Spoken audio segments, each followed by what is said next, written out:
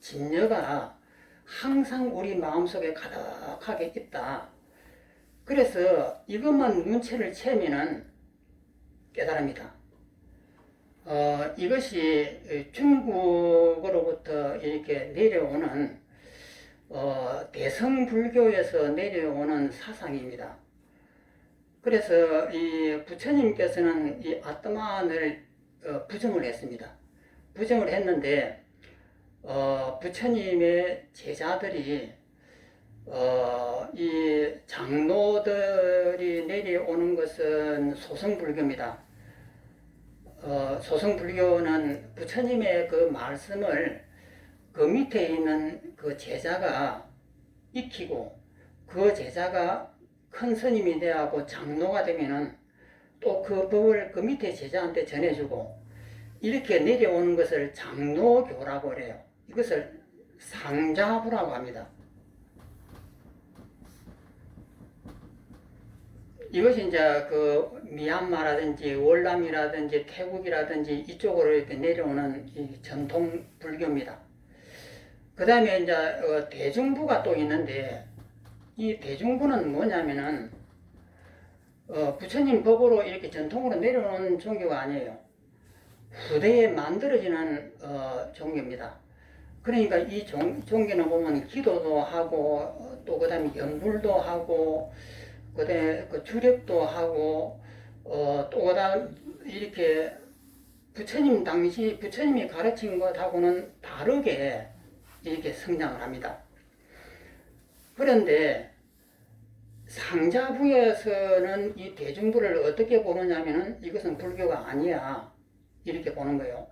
부처님의 전통적인 그 방식을 쭉 내려오는 것이 아니고 힌두교의 사상하고 많이 접하면서 변형을 가져옵니다.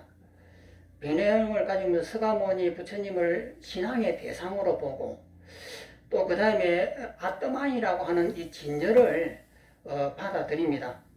그래서 대중부가 이렇게 내려오는데 그래서 대중부는 그 시대에 맞게끔 변형을 가져와요. 많은 변형을 가져오는 것이 대중부고 상자부는 부처님의 가르침을 그대로 전승해서 내려오는 것이에요. 그래서 대중부에서는 상자부에서는 있지도 않는 이 진여나 아트만을 접목을 시킵니다. 그래서 이 번뇌가 많이 일어나면은 번뇌가 일어나지만은 그 번뇌의 밑바닥에는 깨끗하고 번뇌에 물들지 않는 이 본성이라고 하는 것이 있다. 자성이라고 하는 것이 있다. 그래서 이것을 깨달으면 부처다. 이렇게 보는 것이 이 사상이에요. 그런데 서가모니는 어떻게 보냐면은 번뇌가 일어나면은 번뇌를 갖다가 번뇌가 허상인 줄 알면은 이 번뇌에서 묶이지 않는 자유가 있다. 이것이 서가모니의 방식이에요. 그러면은 이것은 동전의 양면과 같은 거예요. 이것은 앞면이고 이것은 뒷면인데 하나의 현상을 가지고 그러니까 이 번뇌가 막 일어났을 때 그 번뇌가 전부 다 허상이니까 허상인 줄 알면 내 마음은 고요해져. 이 고요해지고 청정해지는 이것을 바라보는 것이 이 앞면이라고 하면은 번뇌가 이렇게 일어나면 번뇌가 허상이라고 하는 사실을 알면은 이 번뇌에서 나는 묶이지 않고 자유로워 하는 것이 이 뒷면이에요. 하나의 같은 현상을 가지고 이쪽을 보느냐 이쪽을 보느냐에 따라서 이 설명하는 방법이 달라집니다. 그러니까 같은 현상인데 번뇌가 일어나면은 이 번뇌는 허상이니까 허상에 대해서 내가 관여를 안 하면 내 마음은 고요해지고 맑아져. 이렇게 보는 것이 아트만설이고 또 같은 이 번뇌가 일어나는데 번뇌가 허상이니까 번뇌에 내가 끄달려 가지 않으면은 이 번뇌는 헛것이니까 이 번뇌로부터 나는 자유로워. 이렇게 보는 것이 이 뒷면이에요.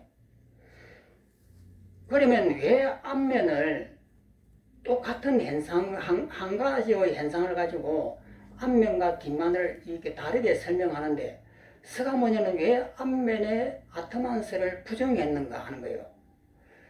이 부정한 이유는 중문에서 무수하게 설명이 나옵니다. 그러면 부모로부터 태어나기 전부터 원래부터 가지고 있는 것, 영원한 것, 영원하게 우리 마음은 맑고 깨끗한 것이 있는데 아무리 번뇌가 일어나더라도 그 번뇌는 허상이라고 하는 사실을 알면은 나는 항상 맑고 깨끗해 하는 이 사상이 아트만 사상이에요. 그러면 영원하다라고 하는 것은 금방 여기도 설명하잖아요. 영원하다라고 하면 어떻게 해서 번뇌를 짓느냐 이 말이에요. 그러면 영원한 것이 왜 번뇌에 물들느냐? 영원한 것은 번뇌에 물들 수 없는 거예요. 이것이 흰색이 되면은, 이것이 자성이 있으면은 절대 이 흰색은 검은색으로 안 됩니다. 영원하게 흰색이 유지되어야 돼요. 그런데 흰색하고 검은색이 섞여가지고 회색이 된다든지 이렇게 될 수가 없는 거예요. 그러면 영원한 아트만이 있어 청정한 이 몸이 있다면 왜 번뇌가 일어나느냐 이거예요. 일어날 수가 없지 않느냐.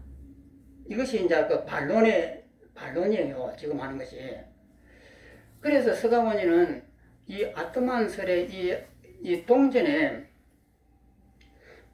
이 앞면에 있는 이 진화설을 부정해 버립니다. 그래서 뒷면에 있는 번뇌라고 하는 이것이 허상이면은 허상이라고 하는 것을 정확하게 알면은 이 번뇌로부터 벗어난다. 이렇게 설명하지 진짜가 있다라는 말씀을 안 해요. 그런데 아트만설은 진짜가 있다라고 이렇게 설명합니다. 그래서 이 두 가지 설명인데 서가모니는 그 뒤쪽을 선택한 겁니다.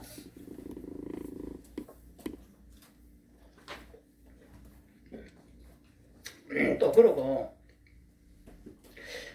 중국에서 내려오는 깨달음이라고 하는 것은 즉 본래 면목 저것입니다. 그러니까 우리 마음속에 깨끗하고 진실되어 있는 이것이 있다라고 하는 것을 아는 것, 이것을 중국인 그 선사들은 깨달음이라고 이렇게 한 거예요. 이제 그렇게 하니까 예를 들어서 임재 스님이 덕산 스님하고 이렇게 대화하는 걸 보면은 임재 스님이 그 덕산 스님 밑에서 공부를 많이 했는데 어느 날 그 수자는 누구냐면은 그 선방에 제일 높은 수행자입니다. 그 이제 방장 스님 밑에 있는 최고 높은 수행자예요. 그 수자가 가만히 보니까 임재 스님이 공부를 잘하거든요. 그러니까 이제 들쑥입니다. 자네는 그렇게 공부를 열심히 하니까 한번 방장 스님 가갖고 한번 그 질문을 해보게 이렇게 했단 말이에요. 그럼 어떻게 질문하느냐 이렇게 하니까 부처님의 본래 뜻이 무엇입니까? 이렇게 물어라. 그러니까 서쪽에서 오신 뜻이 무엇이냐? 인도에서 중국으로 건너오신 뜻이 무엇이냐? 이것은 깨달음이잖아요. 그럼 그것이 무엇이냐 하고 물어라. 그래갖고 이제 큰 스님한테 가서 묻는단 말이에요. 부처님께서 서쪽에서 오신 뜻이 무엇입니까? 라고 이렇게 물으려고 하자마자 말 떨어지자마자 몽둥이를 두드려 패버립니다. 그래 몽둥이를 두드려 패니까 맞고는 코가 쑥 빠져갖고 물러났습니다. 그래갖고 이제 선방에 와갖고는 코가 쑥 빠져갖고 나는 공부를 잘하는 사람이라고 자기 스스로가 인정을 하고 살았는데 아무 대답을 할 수 없는 자기를 보니까 한심스럽거든요. 그래서 이제 선방에 앉았는데 또 이 수저 가서 또 꼬십니다. 아니 한 번 했다고 그렇게 코가 빠져 있느냐? 한 번 더 가봐라. 그러니까 이 임재가 또 용기를 내고 또 큰 스님을 찾아갔습니다. 찾아가고 또 물은 거예요. 묻자마자 말 떨어지자마자 몽둥이를 두드려 패버립니다. 실컷 얻어맞고는 또다시 물러나갖고는 자기 스스로 신세를 한탄하는 거예요. 나는 공부가 이것밖에 안 되는가 하고는 보따리를 싸질머지고 나는 이제 여기를 떠나야 되겠다. 이렇게 하고 있는데 수자가 또 들어왔습니다. 아니 2번만 하고 가면 되느냐? 마지막 3번을 해야지. 이러니까 이 임재 스님이 또 용기를 내갖고 또 큰 스님한테 갔습니다. 그 뜻이 무엇입니까? 물으니까 또 얻어맞은 거예요. 그러고 돌아와갖고는 이제 안 되는갑다. 나는 여기서 아무것도 얻을 수 없는갑다. 하고는 보따리를 싸질머지고는 전국으로 유랑을 합니다. 유랑을 하다가 어떤 그 큰 스님, 유명한 스님인데 혹시 그분 아시나요? 대우 스님. 대우 스님. 예. 대우 스님을 찾아갔습니다. 그러니까 이제 하소연을 하는 거죠. 내가 이렇게 하고 3번이나 얻어맞고 참 이렇게 왔습니다. 자기 신세 한탄을 하면서 나는 왜 이렇게 못났습니까? 왜 이렇게 바보처럼 수행을 해도 어떻게 결과가 없습니까? 하고 하소연을 하고 있는데 대우 스님이 뭐라고 하셨냐면은 아니 큰 스님께서 그렇게 자세하게 일러줬는데 내가 그것을 몰랐단 말이냐 하는 이 한마디에 딱 깨닫습니다. 그러면 이것을 무엇을 깨달았느냐 하는 거예요. 부처가 무엇입니까? 라고 하는 것은 분별이에요. 후천적인 우리의 지식이고 분별입니다. 그 분별을 하는 것을 그 큰 스님이 보고는 분별 그건 안 돼 이놈아 하고 때려버린 거예요. 그 다음에 또 와도 이것을 모르고 또다시 부처님의 서쪽에서 오신 그 진리가 무엇입니까? 또 분별을 하는 거예요. 분별하니까 또 얻어맞아 버려요. 3번을 하고 얻어맞았는데 대우 스님이 그렇게 자세하게 가르쳐 줬지 않느냐 이 말에 깨닫는단 말이에요. 그럼 뭐냐면 부모 미생년의 본래 면목이에요. 원래부터 내 마음속에 진여가 있다. 원래부터 이 속에는 그러한 이 번뇌에 물들지 않는 그 자리가 있다라고 하는 그것을 깨달은 거예요. 그러니까 중국에서 이렇게 전해오는 이것은 굉장히 어떻게 보면 위험하기도 해요. 누구든지 알 수가 있는 거예요. 그러면은 이렇게 이제 크게 어떤 자극을 받아가지고 그 자리가 뼈에 사무치도록 이렇게 확 들어오는 사람도 있겠지만은 우리가 대충 생각해보면 이해가 되잖아요. 이 자리는 원래부터 깨끗한 그 자리야. 깨끗한 그 자리만 생각하면 일체 번뇌가 없어. 이렇게 된단 말이에요. 그러니까 위험성도 있는 거예요.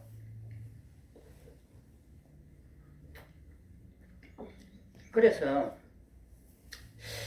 그렇다고 해갖고 감산 스님처럼 이 세상이 부서져 버린다든지 내가 부서지고 이 세상이 부서지면 어떤 현상이 나타나는지 설명하는 것도 아니고, 그러니까 큰 스님네들의 그 법그량을 보면은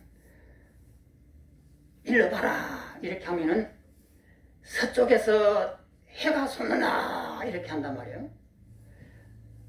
해는 동쪽에서 솟아요. 서쪽에서 해가 솟을 이유가 없습니다. 그런데 서쪽에서 해가 솟는다라고 하는 것은 틀을 깨버리는 거예요. 정말해서 그 자리는 틀을 깨버리면 그 자리에서 본래 자리가 나타나지 않느냐. 그래서 인간을 해준단 말이에요. 그러면 그렇게 외워갖고 말을 하면은 전부 다 100점 맞을 거 아니냐. 그러면 뭔가 다시 법거량을 해가지고 이것이 잘못이다라고 하는 것을 찾아내야 될 텐데, 그런 찾아내는 이 방식은 기록이 없어요. 그러니까 중국으로부터 이렇게 이 본성이다 하고 하는 이런 것이 인도 만렵부터 인도에서부터 있었거든요. 있어가지고 대성불교 쪽으로 이렇게 흘러 들어오면서 우리나라에 교육하고 있는 강원에서 교육하고 있는 기신용이다, 능은경이다, 이런 책들이 전부 다 그런 식이에요. 그 청정 법신이 이 속에 있다라고 하는 그런 내용이고, 그 여기에서 예부 반론도 그렇습니다. 만약 실아가 없다면, 아트만이라고 하는 청정한 영원한 그것이 없다고 하면 사람이 어떻게 기억할 수 있는, 기억하고 이렇게 운동도 할 수 있고 몸도 밀 수 있느냐, 이렇게 하는 거예요. 아트만이라고 하는 그 진짜가 있어야만이 되는 거 아니냐, 이렇게 물으니까 답을 합니다. 집착하는 실아가 이미 항상하여, 영원하여 변함이 없다면, 그 나라고 하는 것이 영원하고 변함이 없다면 작용한 후도 작용하기 전처럼 이러한 일이 있지 않아야 한다. 작용한 후나 작용한 전이나 동일해야 돼요. 실제가 있는 것은 변하면 안 됩니다. 그러니까 일을 시작한 것하고 일을 끝마칠 때하고 변동이 있으면 안 되는 거예요. 그래서 작용한 후도 작용하기 전처럼 이러한 일, 기억이라든지 이런 변동들이 있으면 안 되는 겁니다. 있지 않아야 하거나 전도 후처럼 이러한 일이 없지 않아야 된다. 즉 이 말은 뭐냐면 변화가 없이 영원하게 쭉 이어져야 된다 이 말이에요.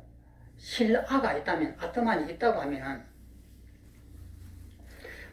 후와 전의 체가, 후와 전의 그 본체가 다름이 없기 때문이다. 똑같기 때문이다. 이렇게 이제 반론합니다. 그 다음에 만약 아의 작용은 전과 후로 변화하지만은 아의 본체는 변화하지 않는다고 한다면 이치 또한 그렇지 않다. 작용은 본체를 떠나지 않으니 응당 작용은 본체처럼 항상 있어야 하기 때문이고, 본체는 작용을 떠나지 않으니 응당 본체는 작용처럼 항상 하지 않아야 하기 때문이다. 없으려고 하면 영원히 없든지 있으려고 하면 영원히 있든지 이렇게 해야지, 이것이 있거나 없거나 섞이거나 변동이 있으면 안 된다 이 말이에요. 실아가 있으면은. 그래서 묻는 사람이 내 나라고 하는 실아가 없으면 어떻게 보고 듣고 하느냐 이렇게 묻는데, 그것에 대한 답이 뭐냐면, 그러면 실아가 있다고 하면 어떻게 됐나 한번 보자. 실아가 있다고 하면은 변화가 없는데 어떻게 해서 기억할 수 있느냐, 이렇게 반론을 제기하는 거예요. 그런데 문유정에게는 각각 본식 제8식이 있어서 한 종류로 상속하여 종자를 수용 간직하는데, 일체 법과 서로 인이되고 분습력으로 말미암아 이와 같은 기억하거나 알아차리거나 하는 등의 일이 있을 수가 있다. 그러므로 제기한 신라는 너희에게 오류가 있지 우리의 가르침에는 해당되지 않는다. 그러니까 우리가 말하는 유식이라고 하는 이것은 허상이기 때문에, 허상이니까 꿈처럼 이렇게 움직임이 이렇게 있을 수가 있다. 실체가 없기 때문에 이렇게 대답을 합니다. 그 다음에 외부 반론. 만약 실아가 없다면, 실제의 나라고 하는 건 실체가 없다면 누가 명의 업을 짓고 누가 과오를 받는가, 이렇게 물으니까 답이라. 집착하는 실아는 이미 변함이 없으므로 허공과 같다. 만약에 나라고 하는 것이 실체가 있다고 하면 허공처럼 영원하다 이 말이에요. 허공과 같다.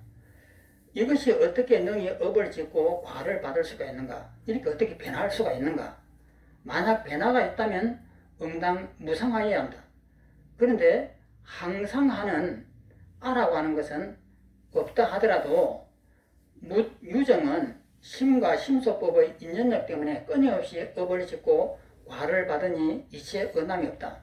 허상이니까 이렇게 업을 받고 과를 이렇게 짓는다고 해도 허상이니까 얼마든지 할 수가 있다.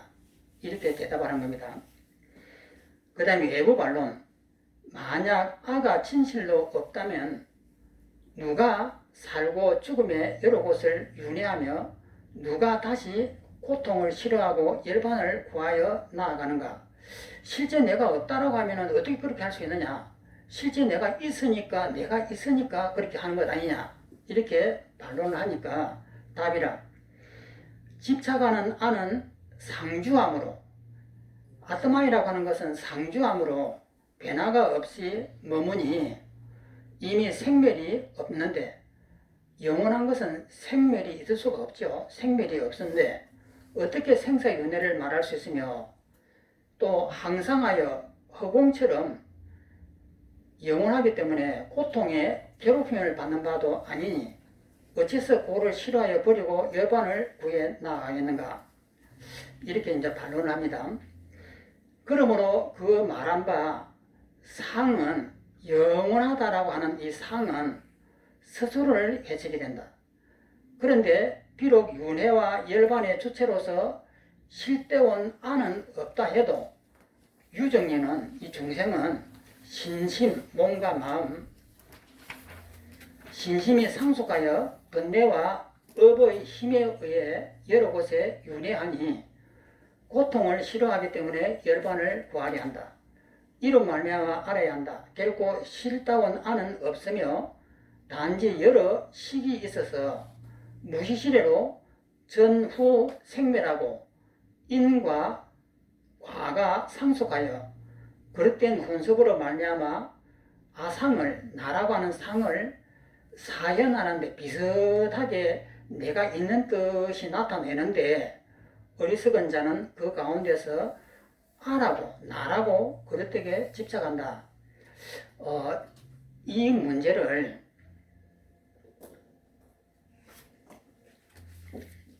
그때 당시에 부파불교실 때는 굉장히 신랄하게 싸웠습니다. 지금은 이 문제가 전부 다 이렇게 그 결론이 내려지고 이제 그 답이 나오니까 그렇지만, 최초에서는 내 마음속에 진화가 있다 이렇게 했을 때에 엄청난 그 토론이 벌어졌죠. 그러면 실아라고 하는 것이 없다라고 하는 것이 중론을 통해서 우리는 배웠는데, 그 다음에 유식이 나오면서 진여가 또 나옵니다. 또 기신론이 나오면서 또 진여가 나와요. 그러면 대성불교는 왜 이 진여라고 하는 이것에 미련을 못 버리는가? 이 이유는 공이라고 이렇게 하면은 사람들이 허무주의에 빠집니다. 아무것도 없다라고 하는 이런 것을 설명을 하면은 바르게 아는 분은 괜찮은데 잘 못 아는 분은 허무주의에 빠져요. 그러면 그 허무주의를 구제하려고 하면은 뭔가가 있다라고 이렇게 설명해주면 굉장히 쉽습니다. 그래서 내 마음속에 진여가 있다, 참이 있다, 이렇게 하면은 누구든지 이해가 돼요. 번뇌가 이렇게 일어나더라도 그 번뇌는 전부 허상이라고 했지 않느냐. 그것이 허상인 줄 알면은 내 마음은 우주가 생기기 이전부터 이 참이라고 하는 이것이 항상 이것이 있어. 이것은 어떤 것에도 물들지 않아. 그래서 이것만 알면은 영원하게 해탈이야. 이렇게 한단 말이에요. 그러니까 이건 굉장히 쉬운 이야기죠. 그런데 서가모니는 이 영원 전부터 이것이 있다라고 하는 이 모순을 지적한 겁니다. 그래서 그렇게 표현을 안 해요. 그러니까 똑같은 동일한 양면과 같은 이런 현상인데, 번뇌가 허상이라고 하는 사실을 알면은 우리 마음은 고요하겠구나. 그게 끄달려 가지 않고 청정하겠구나. 이런 쪽으로 설명을 하지 않고 번뇌가 허상이라고 하면은 그 허상인 줄 알면은 우리는 그 허상에 묶이지 않겠구나. 이런 쪽으로 설명을 했다 이 말이에요. 그러니까 우리나라에서도 이 두 문제를 가지고 이렇게 신랄하게 이렇게 싸웁니다. 그런데 이것을 이 두 문제를 장단점을 정확하게 아시면은 이 두 문제를 받아들일 수 있는 거예요. 그래서 이렇게 아르마리로 알지 말고 크게 어떤 충격을 받고 내 마음속에 있는 업식이 몽땅 떨어져 나가버려야 돼요. 떨어져 나가서 정말 청정한 이 자리는 영원하게 물들지 않고 이 허상에 물들지 않는다라고 하는 깊은 이 믿음과 확신, 이것이 필요한 거예요. 그래서 이것이 얼마나 확신이 든는가를 보고 그 사람한테 인가를 해준단 말이에요. 그런데 인가를 해주려고 하면은 반드시 아공법공이 돼야 됩니다. 구생법집과 구생아집이 사라져야 돼요. 이 이빨이 이게 마비가 됐다. 그러면은 번뇌는 넣어줄 수가 있습니다. 이렇게 내 몸은 지금 원래부터 이래 약간 마비기가 있고 이렇기 때문에 이것을 남한테 원망을 한다든지 안 하고 원래부터 나 이래 이렇게 나는 이렇게 사는 거야 이렇게 해버리면은 이제 분별 아집이 떨어져 나가버려요. 그리고 그 다음에 남는 것이 구생 아집입니다. 나라고 하는 이 상이 남아요. 그러면 그 상이 깨져야 돼요. 그러면 구생 아집과 구생 법집이 탁 깨지는 이 상태가 나타나야만이 완전하게 알았다고 할 수가 있는 거예요. 그런데 이것이 안 되고 머리로서 이 마음속에 청정한 것이 있어 이 자리는 전혀 번뇌가 물들 수가 없어 이런 식으로 되면은 안 된다는 점이에요. 법집이 남아있는 거예요.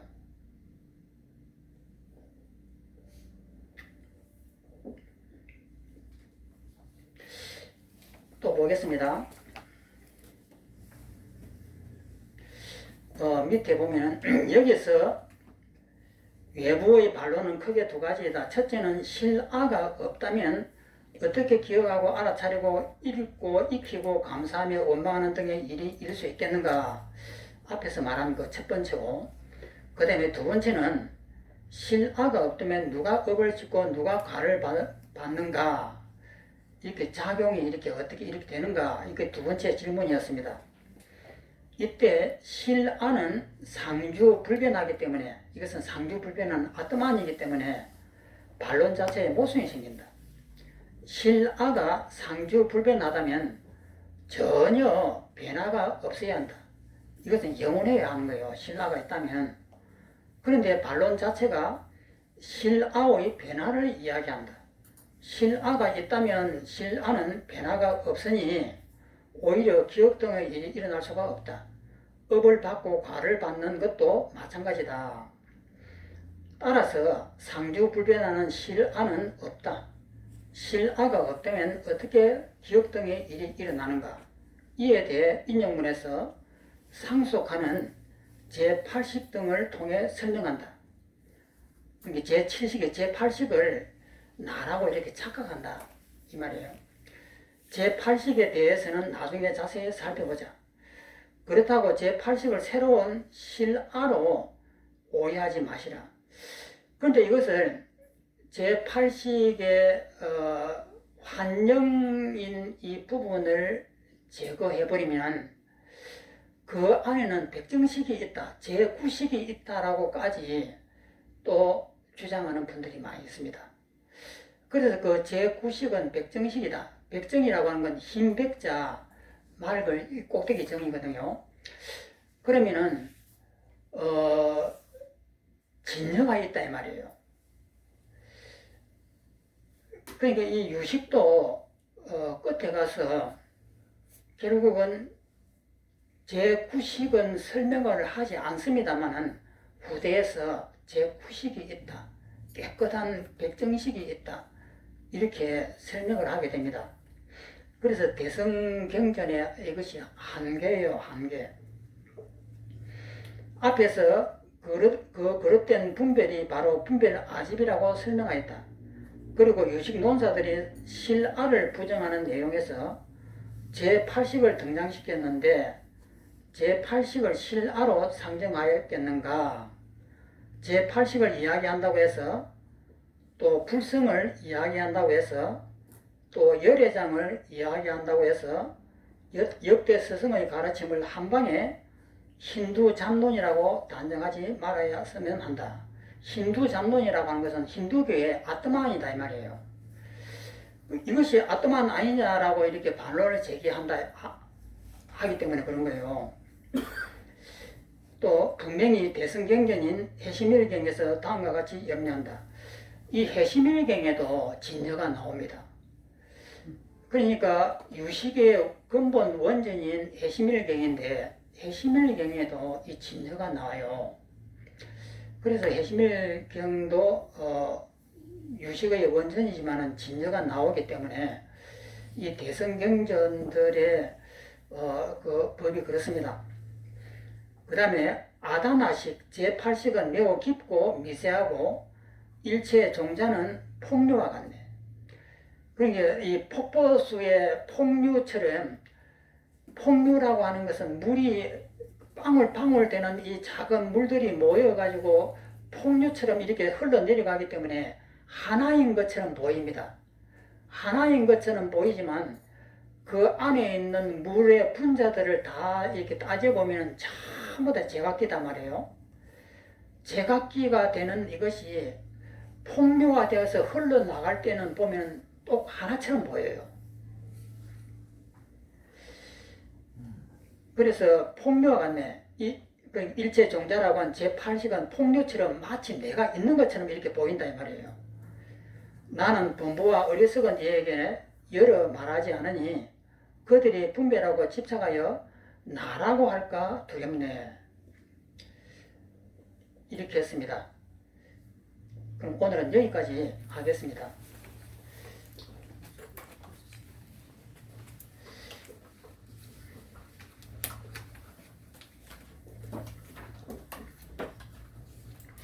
그래서 여기에서 제일 중요한 것이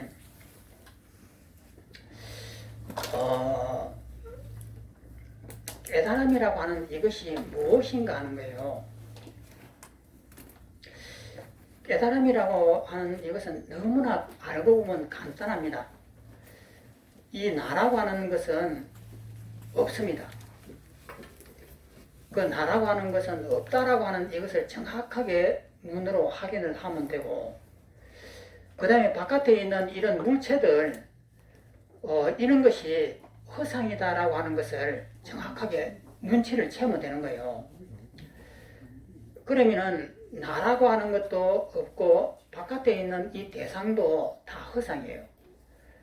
그러면 이것이 허상이라고 하는 사실을 알면은 우리는 이것에 묶이지 않습니다. 그럼 묶이지 않는 이 자유가 이것을 해탈이라고 그래요. 그 다음에 이제 본성론 쪽으로 설명을 하자면은 나라고 하는 이것도 허상이고 바깥에 있는 이 물체들도 허상이에요. 이것을 허상이라고 보면은 그것에 끄달려 가지 않는 거예요. 끄달려 가지 않으니까 그 밑에는 고요함이 있는 거예요. 그러면 이 고요함 이것을 잡으면은 나는 죽음이 온다 하더라도 자유로워요.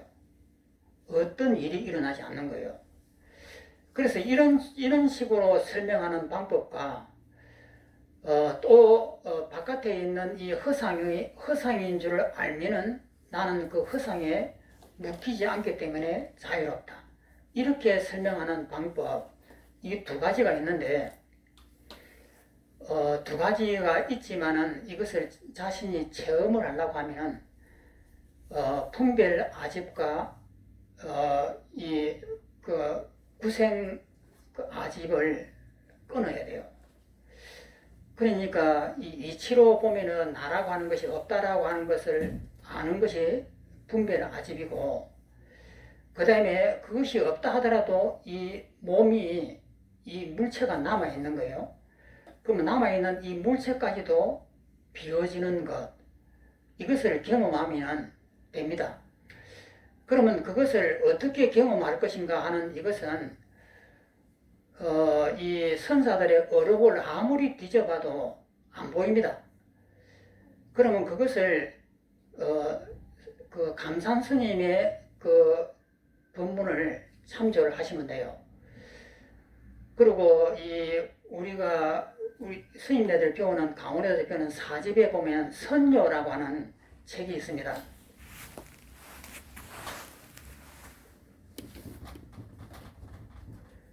선의 요점이라고 해서 이것을 고봉화상이 지었습니다. 이 선조를 보면은 이 고봉화상이 6일인가를 선정에 들어요. 선정에 들면서 이 삼라만상이 부서져 버립니다. 부서지면서 팽탄해져 버렸다라고 이렇게 표현을 합니다. 삼라만상이 다 부서져갖고 팽탄해져 버렸다. 그래서 이것을 가지고 큰 스님을 찾아갔습니다. 그러니까 큰 스님이 뭐라고 하시냐면은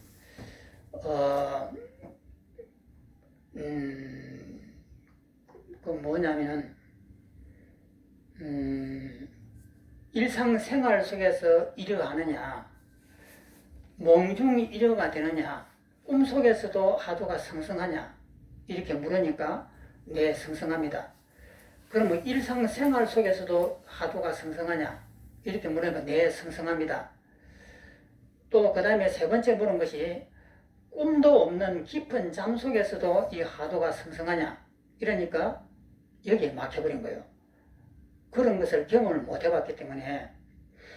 그래가지고 그러니까 막히니까 큰 스님이 뭐라고 하시냐면 이제 모든 것을 다 버려버리라. 다 버려버리고 꿈도 없는 깊은 잠 속에서 어떻게 하면 성성할까, 이것을 참고해라, 이렇게 하는 거예요. 그래서 이 고봉화상이 그 하두를 지고는 3년인가 5년인가를 지냈습니다. 그러다가 어느 날 격실에 갔는데 잠을 다 자고 일어난 거예요. 일어나고 머리가 맑으니까 하두를 딱 챙겼습니다. 꿈도 없는 깊은 잠 속에서 어떻게 하면 이 주인공이 성성할까, 이것을 참고하고 있는데 옆에 있는 도반이, 같이 자고 있던 도반이 자다가 이 목치미가 탁 미끄러지면서 땅 하고 소리가 난 거예요. 그 소리를 듣자마자 이 하두를 깨쳤습니다. 꿈도 없는 깊은 잠 속에서 어떻게 성성할 수 있는가 하는 걸 깨친 거예요. 그러면 이 고봉화상이 꿈도 없는 깊은 잠 속에서 성성하게 살다가 깨친 것이 아니에요. 잠을 다 자고 일어나가지고 정신이 맑을 때 그 위치를 깨달은 거예요.